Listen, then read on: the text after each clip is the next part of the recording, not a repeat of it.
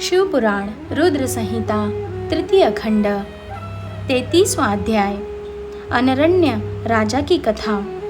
ब्रह्मा जी बोले, हे नारद, कुल की रक्षा के लिए किसी एक का त्याग कर देना ही नीति शास्त्र कहलाता है।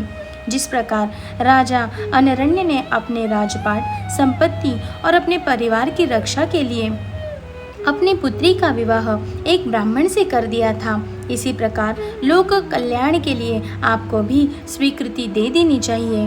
राजा अनरण्य के बारे में सुनकर शैलराज हिमालय ने पूछा, हे महर्षि, मैं राजा अनरण्य की कथा सुनना चाहता हूँ।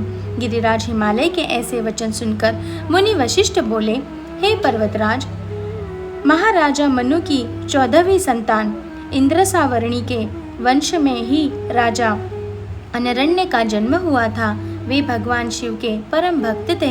7 द्वीपों पर उनका राज था। राजा अनरण्य ने भृगु मुनि को अपना आचार्य बनाकर 100 यज्ञ पूर्ण कराए थे। राजा अनरण्य की 5 रानियां, 100 पुत्र तथा एक साक्षात लक्ष्मी स्वरूपा परम सुंदरी कन्या थी, जिनका नाम पद्मा था। पद्मा इकलौती पुत्री होने के कारण बहुत लाडली थी। राजा अनरण्य और उनकी 5 रानियां पद्मा को बहुत प्यार करते थे। राजा बहुत ही सरल, न्यायप्रिय व उदार थे। देवताओं द्वारा स्वर्ग का सिंहासन दिए जाने पर उन्होंने उसे ग्रहण करने से इनकार कर दिया था। जब राजा अनरण्य की प्रिय पुत्री पद्मा विवाह के योग्य हुई तो राजा अनरण्य को उसके विवाह की चिंता सताने लगी। पद्मा के लिए योग्य वर की खोज शुरू हो गई। चारों दिशाओं में सुयोग्य वर की तलाश की जा रही थी। अनेकों राजाओं को पत्र लिखे गए। एक दिन संयोगवश देवी पद्मा वन में विहार के लिए अपनी सखियों के साथ गई हुई थी। वहां तपस्या करके लौट रहे ऋषि पिपल्लाद की दृष्टि पद्मा नाम की उस सुंदरी पर पड़ गई। वे उसकी सुंदरता पर मोहित हो गए। वे उस सुंदरी को मन में बसाए हुए ही अपनी कुटिया पर पहुंच गए। सुंदरी का सौंदर्य पिपल्लाद के मन मस्तिष्क में धंस सा गया। एक दिन ऋषि पिपल्लाद पुष्पा भद्रा नामक नदी में स्नान करने गए। संयोगवश राजा अनरण्य की परम सुंदरी पुत्री पद्मा भी वहां उपस्थित थी। उसे पुनः देखकर ऋषि पिपल्लाद के मन की इच्छा पूरी हो गई। उन्होंने पद्मा की सखियों और सैनिकों से उनका परिचय प्राप्त कर लिया। वही कुछ मनुष्यों ने ऋषि की हंसी उड़ाते हुए कहा कि ऋषि जी, आपका मन देवी पद्मा पर मुग्ध हो गया है, तो आप महाराज से उन्हें क्यों नहीं मांग लेते। इस प्रकार के वचन सुनकर पिपल्लाद लज्जित हुए, परंतु इनके दिल में सुंदरी पद्मा को पाने की इच्छा कम न होकर और बलवती हो गई। स्नान, नित्य कर्म और शिव पूजन आदि से निवृत्त होकर मुनि पिपल्लाद राजा अनरण्य की सभा में चले गए। अपने दरबार में मुनि को पधारा देख राजा अनरण्य ने चरण छूकर उनका अभिवादन किया तथा विधिवत पूजन करने के पश्चात उन्हें आसन पर बिठाया तथा पूछा कि मैं आपकी क्या सेवा कर सकता हूँ। इस पर ऋषि पिपल्लाद बोले, राजा, आप अपनी कन्या पद्मा को मुझे सौंप दीजिए। यह सुनकर राजा चुप हो गए।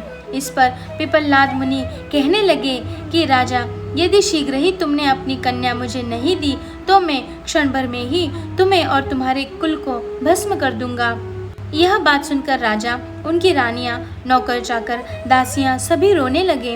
राजा अनरण्य यह सोच अत्यंत व्याकुल हो उठे कि कैसे वे अपनी फूलों से भी कोमल पुत्री का हाथ एक बूढ़े ऋषि को दे दे।